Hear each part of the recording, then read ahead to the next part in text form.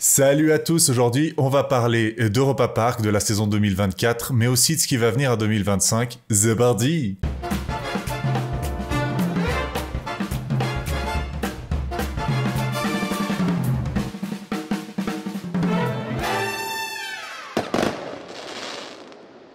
Europa Park, c'est un parc qui est situé à Rust, en Allemagne, donc c'est pas très loin de la frontière suisse, ni de la frontière allemande, et c'est un parc qui est indissociable de la famille Mack. En fait, ce parc-là, il sert beaucoup de vitrine pour Mack Rides, qui est en fait une entreprise qui crée des coasters. Faut savoir que l'immense majorité des coasters, en fait, qui sont dans le parc, voire même des attractions tout court, hein, c'est-à-dire que 99% du contenu du parc sont faits par Mack Rides, qui a en fait la fabrique à 30 km de là. Ce parc ne sert pas uniquement que de parc de loisirs, de parc à thème, mais aussi de vitrine pour les gens qui vont venir, donc pour les futurs investisseurs, pour les autres parcs qui vont vouloir acheter un coaster par exemple. Cette année, la famille Mack a vraiment renouvelé l'offre, renouvelé le parc en faisant plusieurs choses dont on va discuter dans cette vidéo, mais on va aussi discuter de ce qui va se passer l'année prochaine, puisque l'année prochaine c'est les 50 ans d'Europa Park, ce qui est quand même pas anodin pour un parc. Personnellement, j'ai un affect vraiment particulier avec le parc parce qu'en fait, il y a un coaster qui n'est pas de Mack Rides pour le coup, qui est donc le Silver Star, qui est, comme j'aime bien l'appeler, ma balance. C'est-à-dire que c'est un coaster qui est assez peu permissif malheureusement, donc c'est-à-dire que quand on a certaines morphologies, c'est difficile de rentrer dans les sièges et de les fermer, sachant qu'il y a quand même 2 sièges par train qui sont plus permissifs, mais pour ma part, à partir de 2014, je ne pouvais plus du tout faire ce coaster à cause de mon obésité, donc il faut savoir que j'étais en obésité morbide en l'occurrence. Et cette année, ça a été la première fois de ma vie que j'ai pu refaire le coaster, donc pas simplement refaire le coaster, parce que ça j'ai pu le refaire déjà en 2022 dans les sièges permissifs, mais le refaire au rang de mon choix, donc ça a été une grande victoire pour moi, et du coup j'ai un affect très spécial avec ce parc, vu que j'y vais depuis que je suis tout petit, que ce coaster-là est vraiment mon objectif, et c'est ce parc-là aussi qui a éveillé, qui m'a fait comprendre que j'aimais vraiment beaucoup les parcs d'attractions, et particulièrement les roller coasters. Si vous voulez, l'offre du parc, et c'était pour moi un des défauts jusqu'à assez récemment, mais ça on va en reparler, l'offre du parc était assez douce, c'est-à-dire que même les coasters à forte sensation apportaient des sensations qui étaient par rapport à ce qui se fait dans d'autres parcs, assez douces, assez facilement appréhendables, même si ça pouvait être impressionnant visuellement pour les gens qui n'ont pas l'habitude, hein, je pense à Blue Fire, Silver Star ou Wodan, qui sont quand même des coasters qui sont là, hein. Wodan est quand même mon bois préféré, même si c'est pas Mack Rides qui l'a fait non plus, en l'occurrence c'est GCI qui l'a fait. Pour ma part, c'est vrai que quand j'étais petit, j'avais un peu peur des attractions, et l'attraction qui m'a vraiment fait kiffer ça, alors ça peut paraître étonnant de dire ça en 2024, peut-être 2025 d'ailleurs, je ne sais pas quand cette vidéo va sortir, bonne année à vous si elle sort début 2025. L'attraction qui m'a permis de passer au-dessus de cette peur, ça a été Euromir en fait, quand j'avais 8 ans, et c'est là que j'ai commencé à vraiment prendre beaucoup de plaisir dans les attractions, on va dire, à sensation forte, parce que pour l'époque, Euromir c'était quand même assez osé. Les spinnings comme ça, on n'en faisait pas forcément trop, il y avait des Wild Mouse, mais Euromir c'est quand même plus intense qu'une Wild Mouse, on va pas se mentir. Et mon premier coaster inversion, ça a été Blue Fire, donc c'est vraiment l'attraction qui m'a permis d'appréhender les inversions, d'appréhender un looping, d'appréhender un corkscrew ou que sais-je.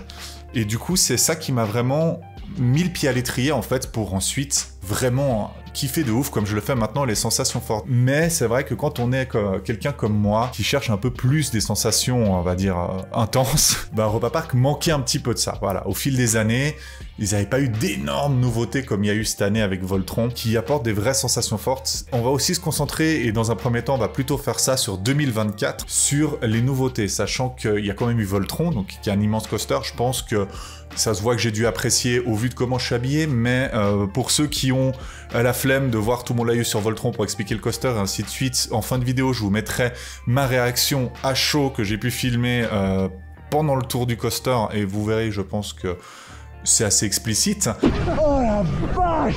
Ils ont aussi ouvert Castello dei Medici, qui est en fait une Rotema, et le quartier autrichien.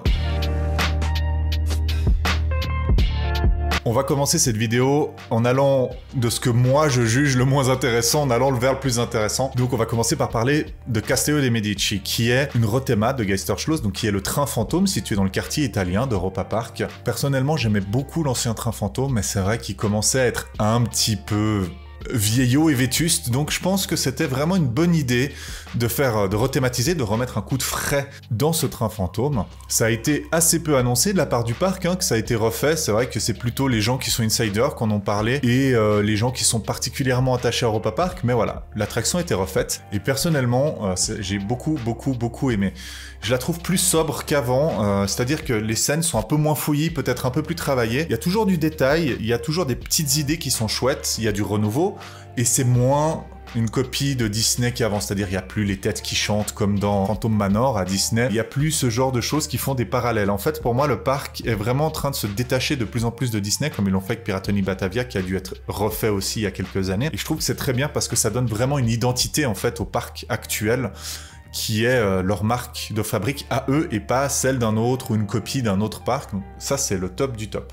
En termes de scène aussi, j'ai vraiment particulièrement aimé la scène finale, qui est une sorte de descente aux enfers avec des démons. J'ai essayé de vous la filmer, j'espère que ça va rendre en vidéo, mais j'ai vraiment beaucoup aimé cette scène-là, je la trouve vraiment très belle. Le train fantôme, donc Geisterschloss, parce qu'il s'appelle toujours un peu Geisterschloss, si on regarde sur l'ancienne, c'est écrit Geisterschloss Castello de Medici, est un peu plus horrifique qu'avant dans le sens où il y a un peu plus de jumpscare. Donc si vous êtes sensible aux jumpscares, faites attention, il y en a quand même quelques-uns. Alors, je trouve qu'on les voit venir à titre personnel, mais il y en a quand même beaucoup plus qu'avant. Il y en avait peut-être un ou deux. Maintenant, on doit être sur le double assez facilement pendant l'attraction, sachant qu'ils font pas tous les trains. Donc on peut vraiment se faire surprendre. Si jamais vous êtes particulièrement sensible à ça, faites attention.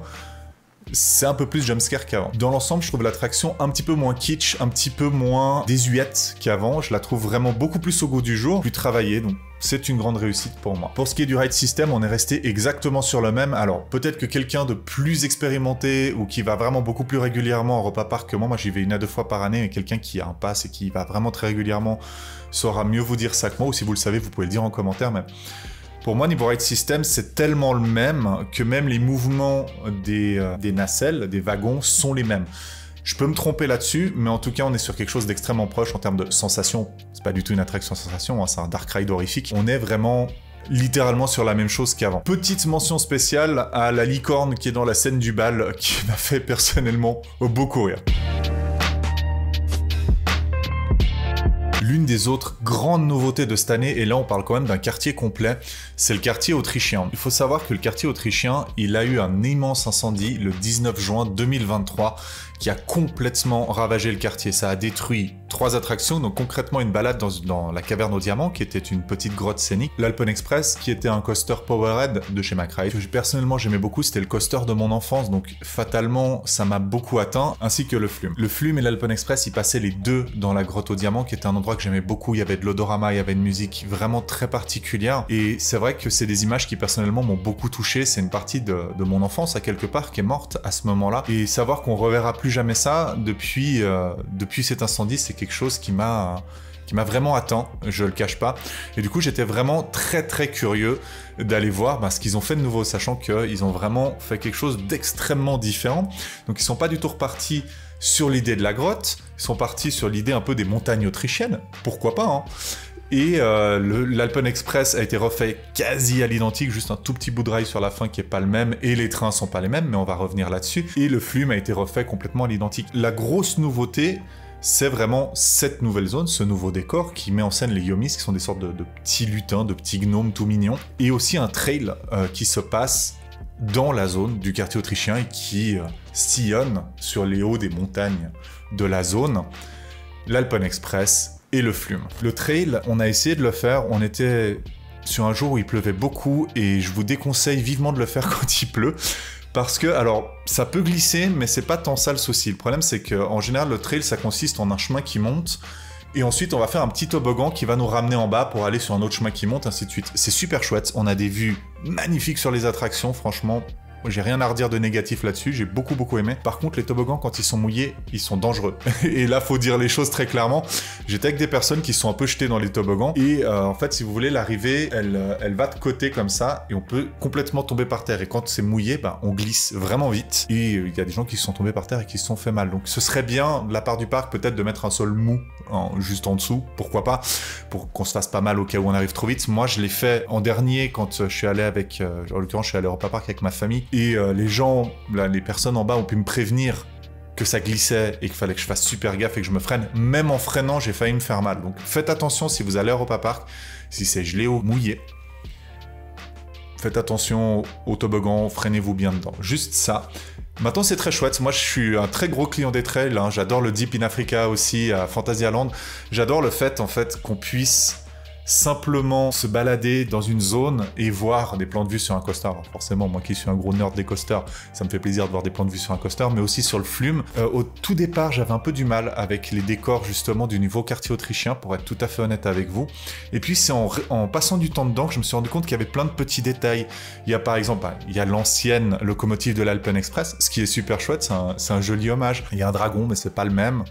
Mais il y a plein de petits détails, il y a des petites sculptures, il y a un petit alpiniste à gauche à droite, ainsi de suite. Et en fait, quand on passe du temps dedans, on se rend compte que c'est plus travaillé que ça a l'air. Et honnêtement, moi je suis assez client de ce qu'ils ont fait. Je pense que ça va être très difficile pour moi d'être objectif là-dessus. Mon cœur, il va quand même un petit peu sur la grotte au diamant plutôt, parce que c'est mon enfance. Mais je peux pas dire qu'ils ont fait du mauvais boulot. Surtout quand on sait qu'ils ont fait ça en un an. Chapeau. Voilà, c'est tout ce que j'ai à dire, c'est chapeau. Très très bon boulot de la part de la famille Mack et des gérants d'Europa Park pour ça. Moi, je trouve que c'est un très très beau boulot. Pour ce qui est du Flume, donc comme je le disais, on a exactement le même ride qu'avant, sauf que au lieu de traverser la caverne au diamant, on va passer au pied des montagnes. On va avoir des décors assez chouettes. Honnêtement, moi je l'ai trouvé très très sympa à faire ce Flume. Alors, je l'ai fait en hiver. Donc c'est vrai que c'était peut-être pas les conditions idéales pour faire un Flume ou une attraction aquatique comme ça, mais j'y ai passé quand même un super moment, ça m'a pas empêché de le faire 2 fois, et de passer vraiment de très bons instants dedans, donc très bon Flume, très classique. Non, c'est un layout qui commence à vraiment dater, celui du Flume aussi, mais efficace, simple, rien à demander de plus, c'est joli, pour moi c'est validé. Pour ce qui est de l'Alpen Express, qui est donc un Powerhead Coaster de chez Mack Rides, il a été complètement refait, c'est-à-dire que le layout, donc le tracé, si vous voulez, de l'attraction est le même, sauf la fin où avant, quand on arrivait en gare, on restait un peu de côté. Maintenant, ils ont raplani ça. C'est du confort en plus. Moi, ça me va très bien. Les wagons sont pas exactement les mêmes. C'est les wagons qui sont les mêmes que ceux de Max & Moritz. Donc, les lap bars sont un peu plus confortables. Les wagons sont peut-être un peu plus larges, mais en tout cas, ils sont plus confortables. Donc, il y a un gros improvement. Pour moi, c'est validé de ouf aussi. Je le préfère de nuit que de jour. Ça, c'est vraiment un avis complètement subjectif, mais je le trouve plus joli de nuit avec les éclairages qu'il y a. On a plus la sensation de passer dans une grotte, justement, à un moment. On a un peu plus de sensation de vitesse de nuit. J'ai l'impression qu'il va quand même un petit peu moins vite qu'à l'époque, mais c'est peut-être mes yeux d'adulte. Et puis avant, j'avais plus un regard d'enfant sur l'ancien, je ne sais pas. Néanmoins, ça reste pour moi une très très grosse réussite. Donc ce quartier autrichien, c'est 100% validé. Quand on sait qu'ils ont fait ça en à peine un an, honnêtement, immense respect. Il y a en plus une super petite boutique. Donc, il y avait déjà une boutique à l'époque de pierres précieuses, en fait, en mode caverne au diamant. Elle y est toujours. Elle se situe à la fin du trail. On peut aussi y accéder sans faire le trail, si vous le souhaitez. Et elle est magnifique. Honnêtement, faut dire les choses comme elles sont. C'est sublime. Europa Park, encore une fois, ils mettent la barre très très haut. Faut savoir que c'est quand même le meilleur parc du monde. Ils ont été primés 9 fois, si j'ai bonne mémoire pour ça. Sauf l'année de l'incendie de l'Alpen Express, donc ouais, c'est mérité. Honnêtement, c'est mérité. Ce sera encore plus mérité quand on va parler de la prochaine attraction qui arrive tout de suite. Voltron Nevera Powered by Rimac. C'est la dernière fois, je pense, que vous m'entendrez dire le nom complet de l'attraction. Tout le monde dit Voltron, ou à la limite Voltron Nevera, personne ne dit le Powered by Rimac, puisque Rimac est le sponsor de l'attraction, Rimac étant un constructeur automobile croate, ce qui est en lien avec Voltron, puisque Voltron prend place dans le nouveau quartier croate d'Europa Park, qui est ouvert justement pour cette attraction, et qui est ouvert cette année en 2024. C'est un striker coaster, c'est-à-dire que c'est un coaster qui est l'évolution d'un ancien modèle de chez Mack Rides qui s'appelle le Big Dipper. Enfin, ancien modèle, je pense qu'il continue à les produire, les Big Dipper. Le problème des Big Dipper, c'était qu'ils étaient en concurrence directe avec le constructeur Gerstlauer. La grosse différence entre Mack Rides et Gerstlauer, c'est que Gerstlauer, c'est quand même vachement moins cher que du Mack Rides. Donc du coup, des Big Dipper, Mack, ils ont réussi à en vendre que 2. Du coup, c'est un modèle qui est pas très rentable pour eux. La R&D qu'ils ont fait dessus, ils l'ont clairement pas amorti, donc ils se sont dit, ok. Alors, ce que je suis en train de dire est complètement des suppositions, mais je pense que Mack Rides s'est dit, on a un modèle de coaster, une basse scène, on n'arrive pas à jouer dans la cour des petits coasters, puisqu'on a Gerstlauer qui remplit la case, en fait, des coasters qui se vendent dans des petits parcs du même type, donc je pense aux Infinity Coaster et aux Eurofighter. Du coup, ce qu'on peut faire, c'est vraiment prendre ce modèle-là, le faire plus gros, plus tout. Ouais, on va dire ça comme ça, plus tout. Et Voltron, c'est ça. C'est ça un striker coaster sur le principe. Pour l'instant, Voltron, c'est le seul modèle de striker coaster au monde, jusqu'à l'année prochaine, où il y en a un qui va ouvrir. Il y en a un qui va ouvrir dans le parc Fantasiana et qui s'appellera Helios. Et ça reste un bien plus petit coaster que Voltron. Je pense qu'on verra jamais un striker coaster aussi gros qu'un Voltron dans un autre parc parce que ça coûtera simplement trop cher.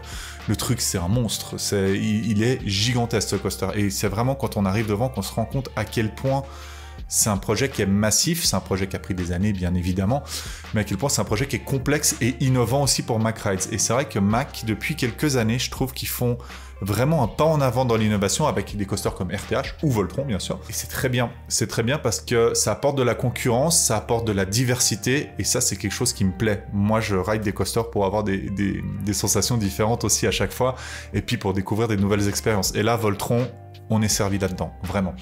Pour parler un peu des statistiques du coaster, donc il a une vitesse maximale de 100 km/h, une hauteur maximale de 32 mètres, si je dis pas des bêtises, c'est sur l'Inverted Top Hat qui est au tout début. Il a une longueur de 1385 mètres, des trains de 4 rangées de 4 personnes, soit 16 personnes par train. Il fait 7 inversions, ce qui est plus que correct, on va pas se mentir. Il a une durée de 3 minutes, ce qui est ultra long pour un coaster. En général, un coaster, en moyenne, c'est autour des 1 minute 30, 2 minutes, ça commence à être long. Là, 3 minutes, c'est très long et très sincèrement, les 3 minutes, on les voit pas passer quand on est sur le coaster. Moi, c'est une des réactions que j'ai eues la première fois qu'on l'a fait, c'est pas passé 3 minutes, c'est pas possible. Il a, et ça, c'est un truc de fou furieux, un débit constant de 1600 personnes par heure. C'est-à-dire que c'est le seul coaster, avec peut-être Arthur aussi, que j'ai vu vraiment atteindre son débit théorique constamment. 1600 personnes par heure, c'est énorme. Vous soyez d'accord, c'est vraiment gigantesque. Bien sûr, Europa Park, c'est un parc qui est... c'est le deuxième plus grand parc d'Europe, c'est un parc qui est de renommée mondiale, donc ils ont besoin d'un débit vraiment grand, mais ça reste énorme. Ça, c'est possible grâce à une gare qui a été vraiment très bien pensée, un peu comme celle d'Arthur, justement, ils ont appliqué à moitié le concept d'Arthur et à moitié le concept d'une Wild Mouse en fait sur un coaster qui est à sensation forte avec donc une gare qui a un tapis roulant à l'intérieur et qui va avoir des lap-bars automatisés. Donc les rangs vont s'asseoir, simplement se poser, les lap-bars descendent, le train ne s'arrête jamais dans la gare, il continue à avancer en constant, il part sur le parcours. Je trouve ça complètement fou. Je trouve complètement fou quand on arrive dans cette gare que le premier rang soit en train de se charger, c'est-à-dire les gens ont eu le temps de descendre de leur siège et les nouvelles personnes d'arriver, alors que le deuxième rang, les lap-bars ne sont même pas encore ouvertes pour laisser descendre les gens. Il y a un flot continu d'opérations dans cette gare, en plus du fait qu'elle est magnifique, qui me rend complètement fou. Il y a vraiment un côté travail en chaîne qui marche tellement bien et qui est tellement agréable en tant que visiteur parce que la queue est constante, tout permet de passer un bon moment. Pour moi là-dessus c'est une gigantesque réussite. Je sais pas si ça va devenir le standard pour les coasters, j'entends pour les très gros coasters, hein, qu'on soit bien d'accord. C'est clair qu'un petit parc, je pense qu'ils pourront jamais s'acheter un système de gare qui soit aussi onéreux parce que je pense que ça doit coûter quand même très cher sans parler des coûts en énergie. Mais pour les très gros parcs, c'est du caviar. Vraiment, c'est juste du caviar. Moi, je peux pas demander plus, en fait, à un parc. En plus de ça, avant d'arriver en gare, on a des casiers comme pour Fly, comme pour Arthur. Forcément, ça a été pensé un peu de la même manière, vu qu'Arthur et Voltron, c'est le même constructeur.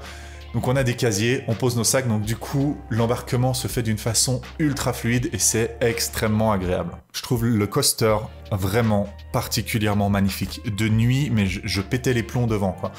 Il y a un light show qui se fait avec la bobine Tesla, ce launch à 105 degrés, donc qui est la propulsion la plus inclinée au monde, même si en soi, quand on est dedans, hein, ça pourrait être à 90 ou à 100 degrés ou à 105, on pourrait pas dire la différence, on se fait juste satelliser. Mais ce launch, il est magnifique. Le coaster est beau quand on voit le coaster, que ce soit depuis la grande roue, parce qu'en hiver, il y a la grande roue Bellevue à Europa Park, ou depuis la tour panoramique.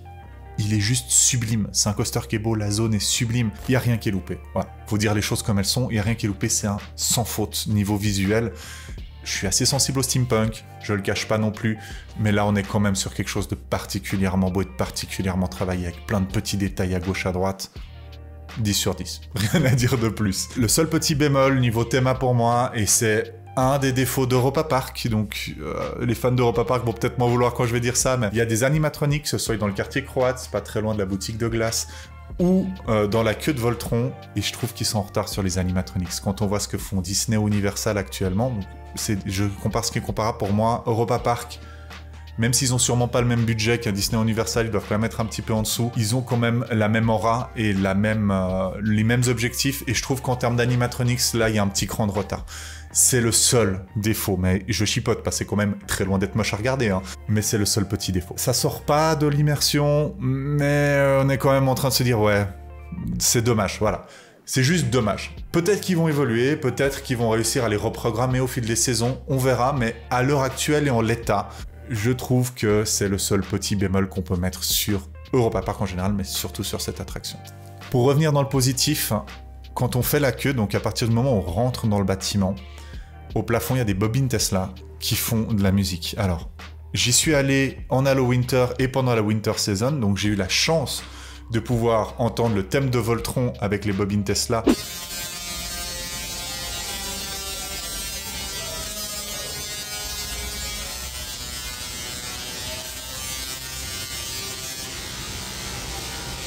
Et le thème du Adventure Club of Europe avec les bobines Tesla. Les deux sont magnifiques, c'est des moments, ça fout les frissons. Vraiment, c'est ultra impressionnant de voir littéralement de l'électricité. Alors, c'est relativement haut quand même, mais bien à 5-10 mètres au-dessus de soi. C'est très fort, ça prend vraiment au triple. J'ai une petite préférence pour le thème de Voltron, parce que je le trouve plus adapté en fait à ce son-là de bobine Tesla, qui est une pure diffraction de l'air électrique. Et ce qui était incroyable quand on est allé faire ce coaster, c'est qu'à chaque fois que la musique s'arrêtait, les gens ils applaudissaient. C'est-à-dire que toutes les 3 à 5 minutes environ, ça se déclenche. On voit ça, déjà c'est super impressionnant, et on sent que les gens, mais ils kiffent ça de ouf. Et ça prend vraiment au trip. Très très sincèrement, ça m'a beaucoup marqué. C'est ultra prenant, et c'est une immense réussite pour une queue de coaster d'avoir fait ça. Je trouve que c'est du génie, et là-dessus, McRae's / Europa Park, hein, les deux, vous avez assuré.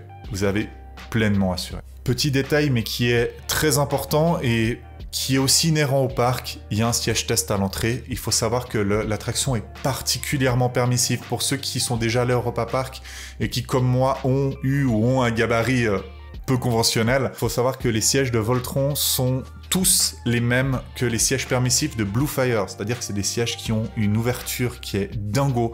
Pour une lap bar, j'ai jamais vu une lap bar aussi permissive de ma vie. J'ai vu des gens avec des physiques qui, je pense, ne peuvent pas accéder à beaucoup d'attractions, pouvoir faire Voltron. Pouvoir rendre ça disponible, c'est vraiment un point positif, mais gigantesque pour moi. Que ce soit pour les accès aux personnes à mobilité réduite, même si moi c'est vrai que je le vois moins parce que je suis heureusement pour moi pas concerné, mais Europa Park, je sais qu'ils font un travail de fou pour ça. Ou pour les personnes en surpoids ou qui ont particulièrement des grosses cuisses, ce qui est mon cas. C'est vraiment agréable de pouvoir aller devant un coaster, de pas se prendre la tête, d'y aller à tête reposée en se disant « Ok, je vais pouvoir monter dedans, kiffer, sans me dire « Ah, est-ce que je vais fermer la lap bar ou pas ?» Et même si on a un doute, il y a un siège test à l'entrée, on peut le faire, les opérateurs sont d'une gentillesse. Europa Park est irréprochable aussi là-dessus.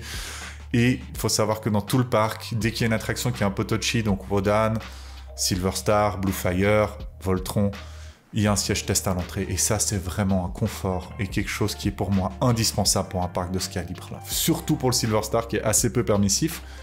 Mais c'est vraiment très agréable de ne pas se faire sortir d'un coaster pour l'avoir vécu.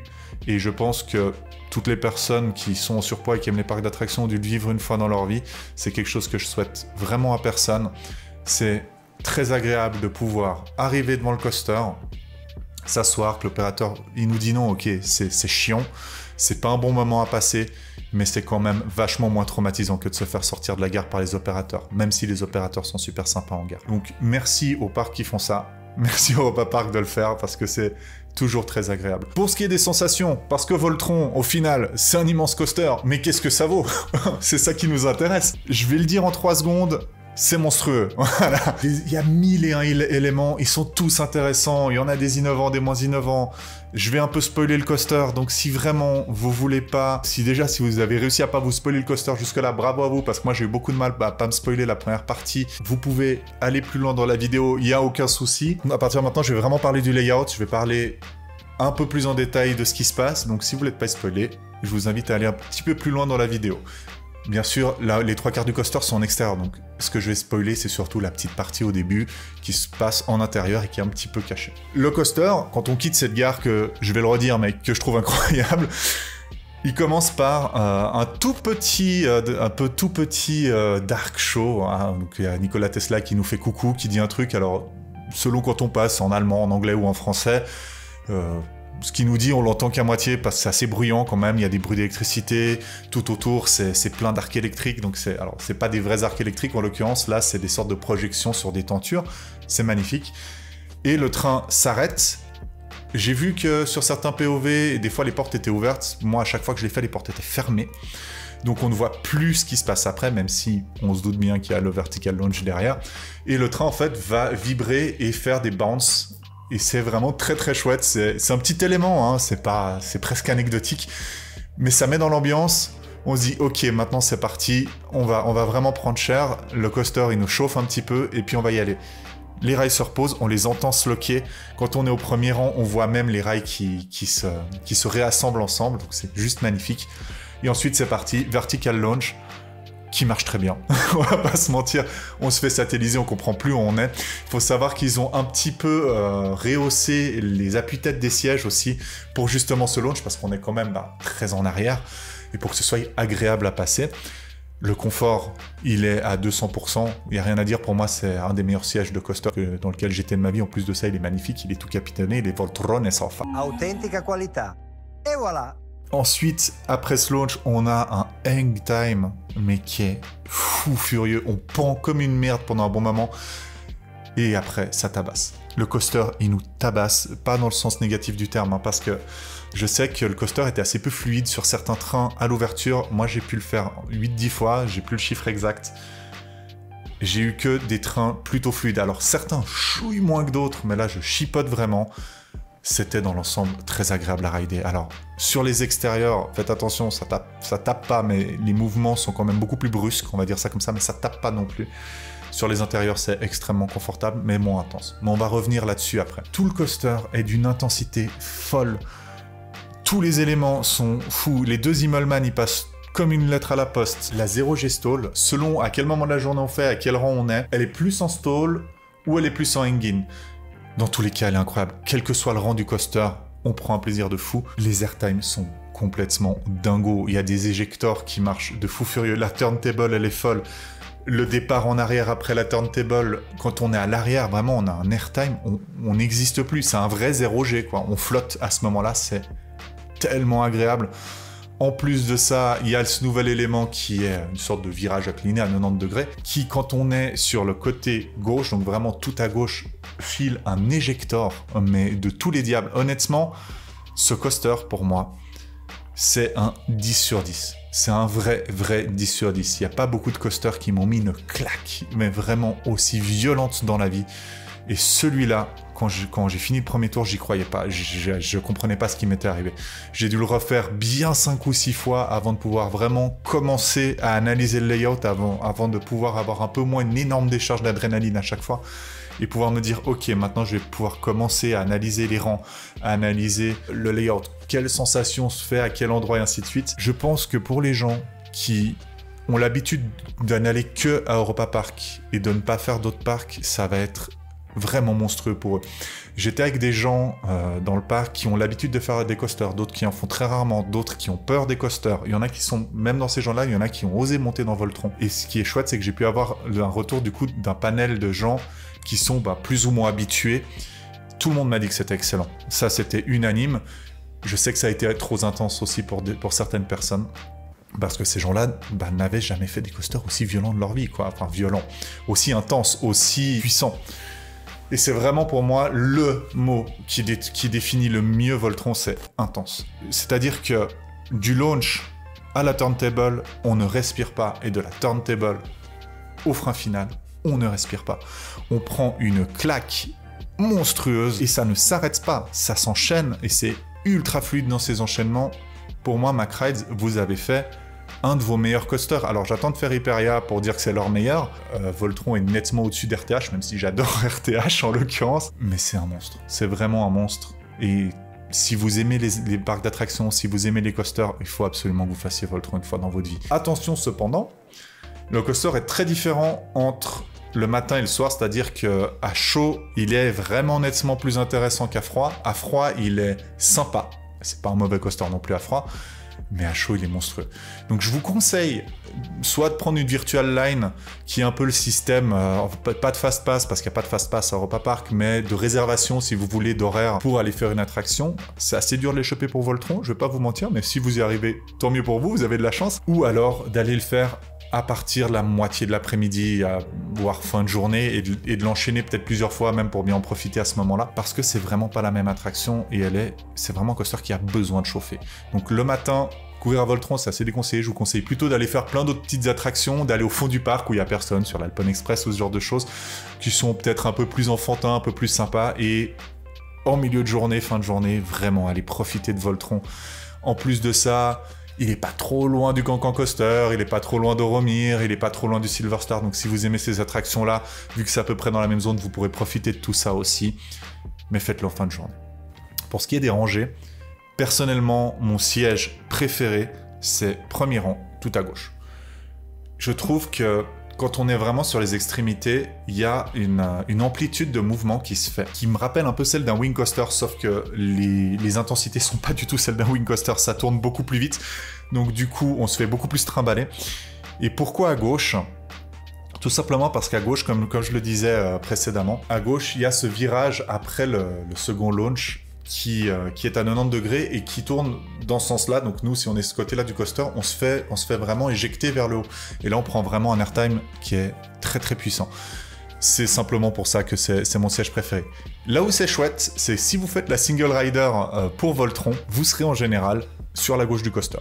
Parce que les gens, si c'est des groupes de 3 et que vous êtes tout seul, vous allez vous retrouver sur la gauche du coaster parce que les gens chargent de droite à gauche. Soit dit en passant, et c'est vrai que c'est quelque chose dont j'ai pas parlé quand j'ai parlé du débit et de la gare, je n'ai vu aucun train partir avec un siège vide. Même pas avec une rangée vide ou à vide, hein, avec un siège vide. C'est-à-dire que tous les trains qui partent ont 16 personnes dedans. Niveau débit, c'est complètement fou furieux. Voltron, c'est pour moi à l'heure actuelle mon coaster préféré et je pense que c'est mérité, je pense que c'est un projet sur lequel MacRides a beaucoup travaillé et il récolte les lauriers qu'il mérite et j'ai vraiment hâte de voir ce que va nous prévoir le parc dans les dizaines d'années à venir. Il faut savoir que le quartier croate, c'est un projet qui est prévu pour 10 ans, donc jusqu'à 2034. Il va y avoir d'autres nouveautés dedans. Ils nous ont rien annoncé sur le quartier croate pour l'instant. Voltron me suffit. Franchement, vous avez fait vraiment un travail de fou. Merci Europa Park pour ça. Et j'y retournerai avec grand plaisir, ne serait-ce que pour Voltron et pour toute l'offre du parc qui est complètement folle aussi. Ce parc est pour moi irréprochable. Pour 2025, donc pour l'année des 50 ans du parc, on a eu déjà quelques petites annonces qui, je vais être honnête, m'ont un petit peu déçu à titre personnel, mais on va voir. Pour l'instant, on est encore dans le timide, je trouve, pour un 50 ans. Tout d'abord, Europa Park a annoncé qu'ils allaient faire un film qui va s'appeler Grand Prix of Europe avec les mascottes d'Europa Park, donc Ed et Edda. Et personnellement, pour avoir vu le trailer, alors déjà, je pense que je suis pas du tout le public cible, je pense que c'est vraiment plutôt axé pour les enfants, mais c'est pas trop bon délire, et je suis assez difficilement convaincu, pour le dire gentiment. On verra, hein, je suis pas fermé à l'idée, pourquoi pas faire un film d'animation, mais on verra, voilà. On va dire les choses comme elles sont, on verra. Justement, en restant dans cette idée de faire un film, ils ont décidé du coup d'ouvrir une nouvelle attraction dans le quartier du Luxembourg. Avant, il y avait une attraction sur Roulantica, ici, qui est, si je dis pas de bêtises, située juste à côté du Space Loop. Et ce sera un nouveau Dark Ride, un nouveau système de chez MacRides. Donc là, on a quand même une nouveauté, quelque chose d'innovant, quelque chose qu'on n'a jamais vu ailleurs. Je vous mettrai des images du Dark Ride, comme ça vous verrez, c'est des sortes de panneaux qui tournent dans une salle ronde. Et ce sera normalement un shooting game, et ce sera thématisé du coup sur le film que va faire Europa Park. Un shooting game sur le film qu'ils vont faire, qui est un film de course, de voiture. Je sais pas trop comment ils vont faire ça, on verra. Europa Park en général, ils sont quand même assez forts, donc je suis pas trop inquiet pour l'attraction, même si le thème m'excite pas trop. On verra ce que ça donne, très curieux de voir ça. Avec le film et l'attraction, il va aussi faire un jeu qui va s'appeler Ed et Edda Grand Prix Racing Champion. Je dois le lire dans mes notes à côté parce que j'arrive pas à le retenir. C'est un Mario Kart, voilà, on va dire les choses très clairement. ils vont sortir un Mario Kart. Est-ce que ça va se vendre? J'en suis assez moyennement convaincu parce qu'il y a Mario Kart. Et en plus de ça, il faut savoir qu'Europa Park, c'est pas le premier jeu vidéo qu'ils font. Et en général, c'est pas des jeux foufou. Donc, encore une fois, j'émets beaucoup de réserves là-dessus. On verra. Moi, j'aime bien les jeux vidéo. Donc, si c'est sympa, je suis chaud de tester. Mais j'émets des réserves. Voilà. Autre chose, et ça a été pas vraiment annoncé, ça a plutôt été teasé, et pour moi, c'est vraiment ce qui me hype le plus pour l'avenir du parc, c'est ce qu'ils vont faire pour Euromir. Euromir, donc dans le documentaire de Chantier de Voltron, ils ont fait un petit teaser à la fin où on voyait les deux zigotos du chantier, les deux animateurs, mais qui sont aussi les personnes qui sont à la création de Voltron, se diriger vers Euromir, sous-entendant que il va y avoir du nouveau pour l'attraction. Et à mon sens, Euromir mérite vraiment un retrack, voire d'être refaite complètement à neuf. Sans compter que McRides a sorti très récemment, comme par hasard, un nouveau modèle de spinning coaster. Il y en a un qui va ouvrir en 2025 à Universal, dans le nouveau parc Universal, Epic Universe. Est-ce qu'Euromir va profiter de ça? Je l'espère, parce que c'est une attraction qui mérite. Petit détail d'ailleurs pour Euromir, si vous allez à le Winter, en Winter Saison, faire Euromir, vous n'avez pas la musique de l'attraction, et ça pour moi c'est inadmissible. Qu'on dise les choses très clairement, Euromir c'est une des BO d'attraction je pense qui est le plus appréciée dans le monde des parcs, et c'est vrai que faire cette attraction qui en plus tape et commence à faire mal au fil des années, sans avoir en plus le petit doudou de la musique qui est incroyable, c'est un peu dommage, quoi. On va dire les choses très clairement. Donc, je pense qu'ils vont faire quelque chose pour Euromir, vu qu'ils l'ont teasé. Quoi, on ne sait pas encore. Ce sera sûrement annoncé courant année 2025. Ça va arriver assez vite, je pense. Et j'espère qu'ils vont garder la musique. Parce que, pour moi, c'est l'âme de ce coaster-là. J'espère qu'ils vont garder la thème à espace, puisqu'ils ont déjà enlevé la thème à espace de Rossat. C'est vrai que c'était redondant avec Euromir, mais j'espère vraiment, vraiment qu'ils vont garder la thème à espace pour Euromir, en faire quelque chose de très chouette, qui reste avec des bonnes sensations, plus fluide que ce qu'on a maintenant, avec une assise peut-être un peu plus agréable. C'est vrai que moi, Euromir, je suis grand, il faut savoir qu'il est interdit aux personnes qui font plus d'1m95, moi je fais 1m90, donc je suis un petit peu limite. Je me suis déjà fait mal dans le coaster parce que mes genoux tapent un peu sur le bord du train. Donc il faut faire un peu attention si vous êtes grand d'ailleurs d'Euromir. Mais même sans aller jusque-là, c'est un coaster qui est vieillissant et qui mérite un coup de frais.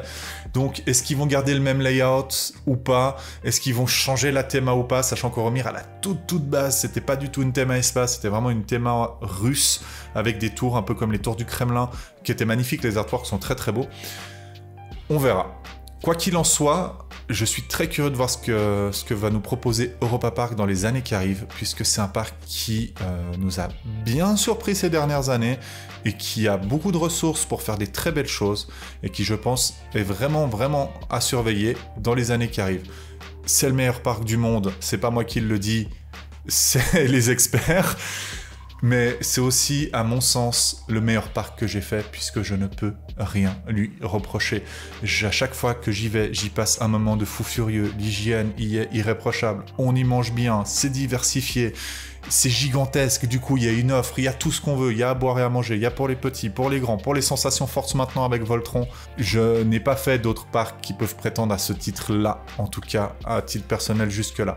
Je pense que mon parc de cœur restera Fantasyland parce que c'est un parc qui m'a beaucoup marqué, mais je ne peux jamais refuser un voyage à Europa Park. Il est juste parfait. Ce parc est parfait et irréprochable, et c'est vrai que Voltron, c'est une attraction qui est parfaite pour moi, et juste ça, ça justifierait le déplacement à mes yeux. Si cette vidéo vous a plu, je vous invite à la partager, à la like, vous connaissez. N'hésitez pas à lâcher un commentaire aussi pour me dire ce que vous avez pensé de Voltron et des nouveautés d'Europa Park, ou si vous pensez savoir de ce qui va arriver en 2025. Moi, je vous fais des gros bisous.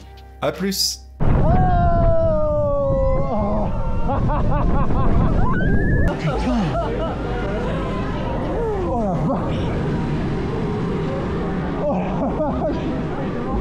C'est tellement violent. Oh la vache. Putain.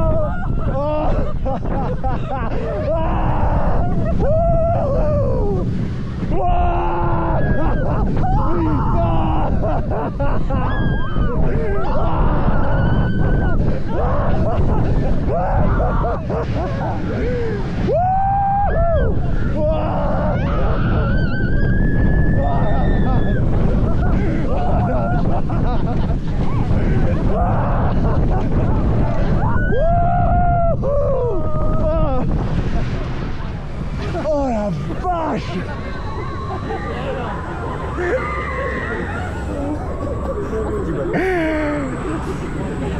Oh la vache!